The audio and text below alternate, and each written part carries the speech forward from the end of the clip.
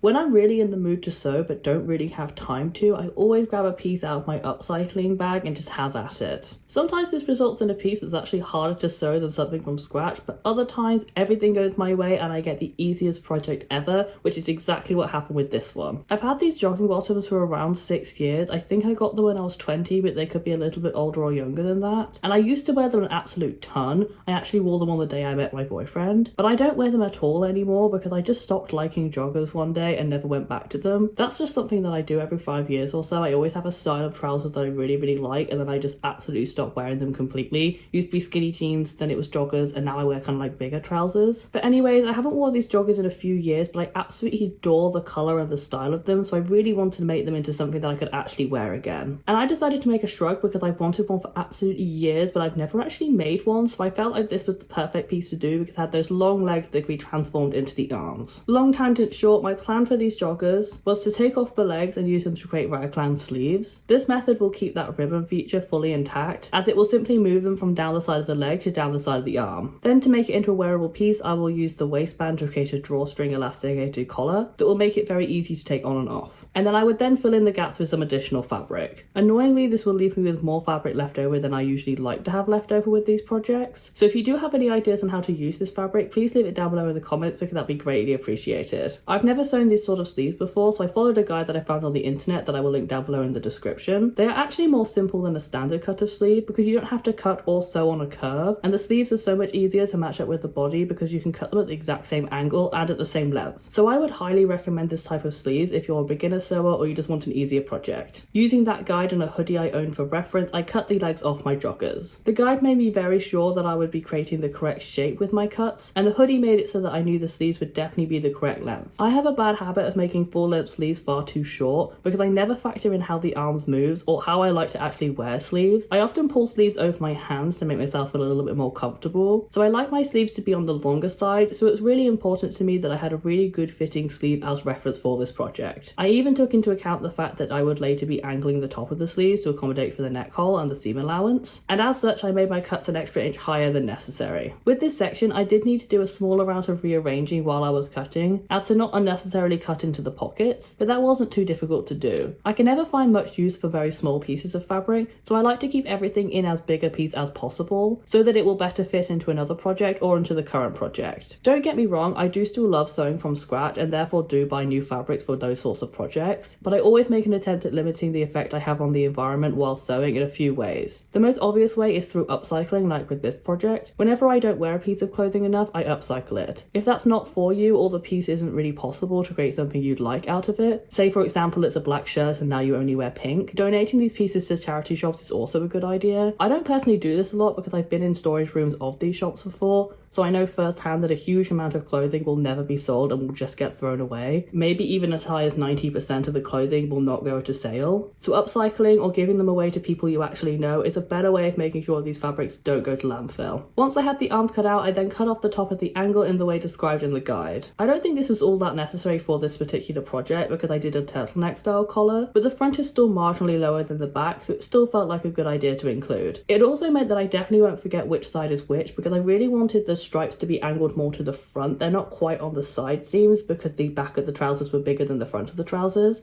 so I wanted to make sure that they were placed slightly forward so you could always see them. Next, I added on the front and back piece of my shrug. For this, I vaguely measured the width I would need for the top and bottom, as well as the height that I was aiming for, and copied this over onto some leftover fabric to create an isosceles trapezoid, which I hoped would be the right size and shape for the shrug. Annoyingly, neither of them really were. The front was far too long and too wide, and the back was far too short, but the front was very easy to fix by just adding a dart down the center, and the back was also an easy fix, but I did it slightly later on down the road, so I'll talk about that when I get there. Just as expected, this section was really easy sewing wise. It felt like everything was coming together so much quicker than it normally does with regular sleeves, because it only involves sewing in straight lines. I will definitely be using this method of sleeve attachment again, especially if I want to add more interesting sleeves to things, because I'll have more time to focus on detail rather than focusing on construction. I could even make this exact same sleeve type again, just by buying ribbons and sewing them onto flat shapes of the sleeve before attaching them to the body piece. I've never really worked with ribbons before, because I've always found them quite hard to incorporate into my pieces on account of me being really bad at tying them, but incorporating them in this way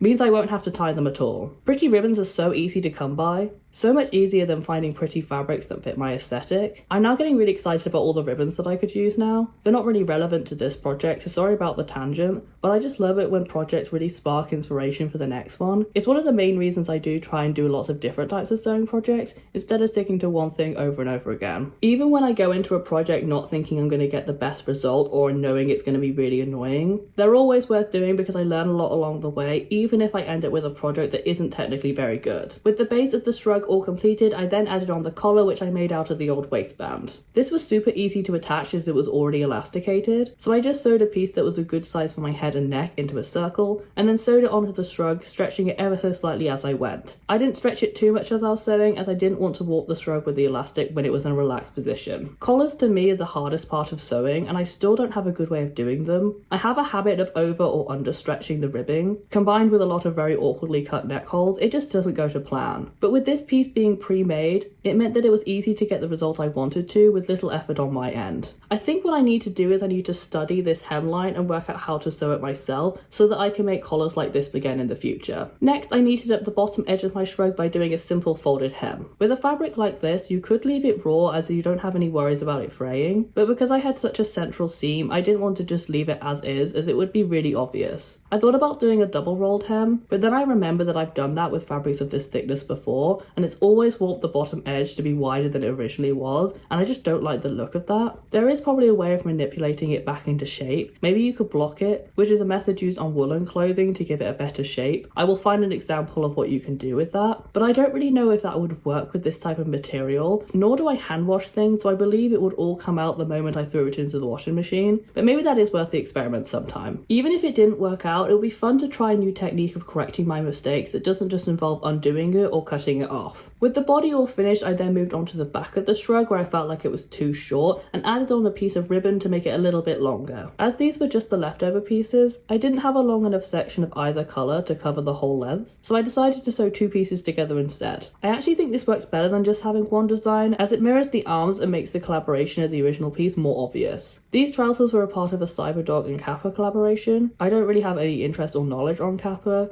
but I used to shop a lot at cyberdog when I was buying clothes new. It's funny to think about those times because nowadays I never really think about buying clothes new anymore. It's just part of consumption I've lost interest in, the more my love for sewing has grown. Pretty sure the only clothing I bought new in the last year or so was for my boyfriend. I wish I could make him clothing, but I don't have the confidence to make things for other people quite yet. Maybe I could upcycle something for him. He does have a lot of clothing, so I don't think he'd quite notice if I took something for a few weeks and then very slyly slid it back into his wardrobe again. Hopefully he would notice that I've upcycled it. He does have quite a good track on what the pieces are in his wardrobe. He just has far too many of them. The final step for this project was making the cuffs smaller. I like the look of the oversized cuffs, but I need them to be a better fit for my wrist for practical reasons. I find cuffs annoying when leaning over things because they're usually a lot thicker than other areas of clothing, and I also like to roll up my sleeves to wash my hands or cook or when I get too hot. So this was an important thing to change about the design to make it a little bit more wearable. To do this, I hand sewed 3 box pleats into the underside of the cuff. I didn't do this by machine because the pleating made the fabric really thick, and while my machine is good, it's not the best at going through thick pieces like this one. I've also been enjoying hand sewing recently. It's a nice slow craft to do after I get home from a long day of work. I also can't use my sewing machine after work because I get home around 10 o'clock at night. So having a sewing craft that's completely silent is really helpful for my life. With all that said, the SHRUG is done and I can finally show you the final result.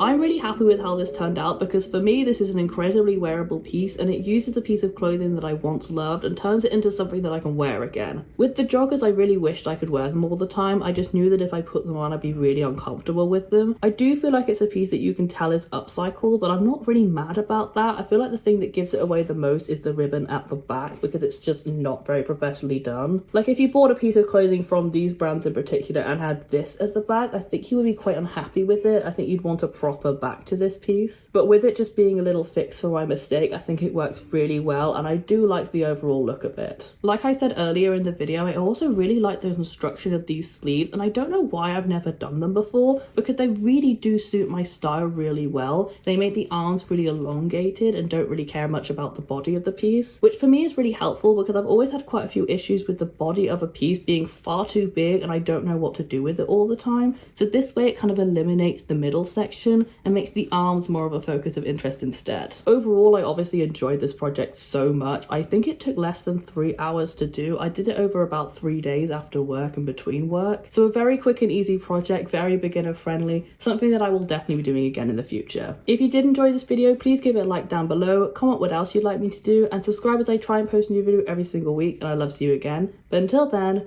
bye!